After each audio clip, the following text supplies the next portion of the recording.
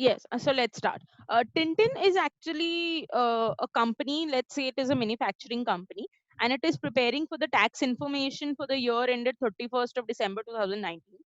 Now you have the following information. Depreciation expense for the year 2019 that is allowed as per my taxation rules or implications are $1,03,000. Accounting depreciation is $85,000.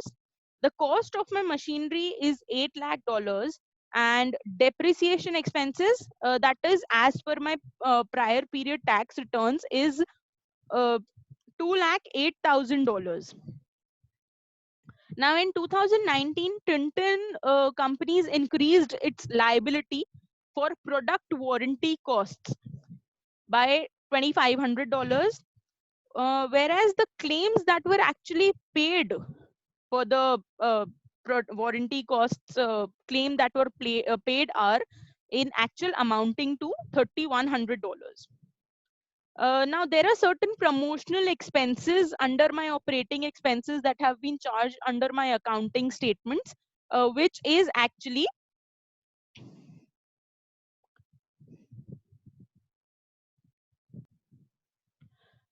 sorry that there was certain technical issues. Yes. The promotional expenses that were included in my operational profits were $900, and they are now this is just for the information. Promotional expenses, entertainment expenses, meal expenses to the employees, etc., are not allowed under the not allowed as an expense for the tax purposes. So they are not allowed expenses that have been actually as per the accounting. I am going to of course charge any expenses that I've had, but for the taxation purposes there are certain expenses that are allowed and that are not allowed. So promotional expenses are one of those which are not allowed for the calculation of my profit for the purpose of taxation, and the tax rate that is prevailing is 30%. Last year it was 28%. So let's look at the financial statements. So these are the financial statements. This is the assets, equity, and owner's equity. And this is my statement for profit and loss as of now. Of course, it is not completed, but as of now, this is the whole scenario. This is my profit and loss, and this is my balance sheet. Now let's start one by one. As I've told you, there is a difference between accounting profit and the profit for the purpose of taxations. Hence, for that, I will first of all calculate what is my tax expense actually. My accounting profit, $80,000, which I got it from here. Now I will add back my accounting depreciation because of course accounting depreciation and taxation depreciation is different, and provision for warranty costs. The provision for the warranty cost is being added back for the reason being only the claims that are actually paid are only deductible in taxes, and not just a provision that you have created will not be allowed under taxation. Look, the taxation actually works on the actual payment basis, what you have actually paid and what you have actually earned. The taxation does not takes into account your prudent view of accounting. And promotional expenses, of course, these are not allowed, so these are also added back. So if I'm adding all these three things back to my accounting profit, it comes down to $1,68,400. Now I'm going to deduct my depreciation as per my tax chart, which was $1,03,000, and the warranty claims that are actually paid, that is $3,100.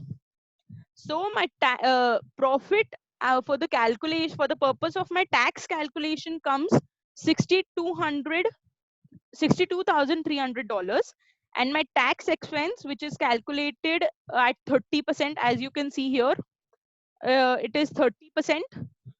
So 62,300 into 30% comes down to 18,690. So this is the prima facie calculation of tax that is done for the current year. Now, as I told you, IAS 12 practices comprehensive balance sheet method, that is the current tax, along with any tax implication for the future events. So in order to calculate my deferred tax calculation, of course, we have seen the formula, my tax base minus the actual value in my books, and that is the temporary difference, and temporary difference need to be multiplied with the current prevailing tax rate, and I get my DTA or DTL, whichever the case may be. So I'll tell you a very basic shortcut method for this. Just write all the items of the balance sheet that are in there, write their actual amount which you have on your financial statements, and the tax amount. Now here 5,50,000 is of course my actual amount which is showing in my balance sheet, as you can see here, machinery. And tax amount is 8 lakh, that was the price of my machinery, minus 2,08,000. 2,08,000 is this amount that is depicted in my prior year tax returns, and out of that the current year tax current year depreciation, which is $1,03,000. After doing all that calculation, the amount that I get is is for the tax base is 4,89,000. My temporary difference is 61,000. That is my actual amount is more than my tax amount. So I'm going to create a DTL. DTL is actually a liability because at any point of time I will have to pay an amount for that. So my deferred tax is this. Warranty liability, I've already paid this.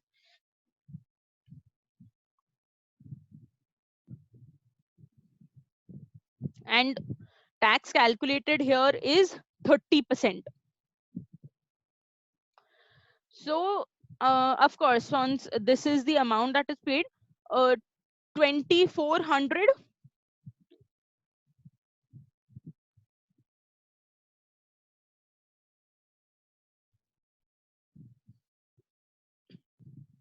warranty liability is basically the product cost warranty liability, and it is 8,000, the actual amount that is actually appearing in my balance sheet. Liability for claims is actually the product warranty liability claims. It is appearing in my liability, whereas my actual implication, there is no actual implication in that. It is just a provision that has been created, no actual amount has been spent. Hence my temporary difference will be 8,000, and 2,400 will I'll get by just doing it into 30%. And this is the amount or the deferred tax liability that will be created for the current year. FY is the financial year or the current year. Now for the current year, deferred tax liability created is 15,900. And look, this is a positive amount and this is a negative amount. Positive reason being that my actual amount is more than the tax amount, but it is on liability side. Here it is positive, it is an asset. Here it is liability, and that is the reason it was negative. And hence this amount which we got is positive. So $15,900 was the current year or the financial year's deferred tax calculation. And deferred tax for the previous year, it was given here, given over DTL, under DTL is 9632. So I have actually deducted it. The reason for deduction is because this is already appearing in my balance sheet. I am just gonna add whatever extra amount there is. I will not just add up to total. So this is the difference. Now this difference I have just got by subtracting it, but this is not something explanation to it. How will I come down to this amount technically? So in order to come down to my this amount technically is that under machinery, my tax expense accumulated depreciation as per my depreciation for the tax purpose was 1,03,000, and 85,000 was the amount as per my accounting books or my statements. Hence, the difference that comes down here is 18,000. So this is the extra amount that is that I am showing in my taxes, and while the actual depreciation that is charged under my accounting books is less. So I will just subtract my depreciation as per the taxes and depreciation as per my accounting, and will charge it with 30% because 30% is the current rate. Now, second is warranty. Warranty is I have paid claims of 3,100, whereas I have created a provision for that liability only 2,500. So that 600 amount, the actual amount is more than the provision. So that amount will also be charged at 30% the prevailing rate. Now there is one thing.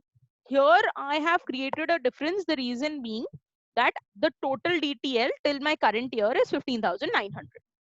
But there is one thing.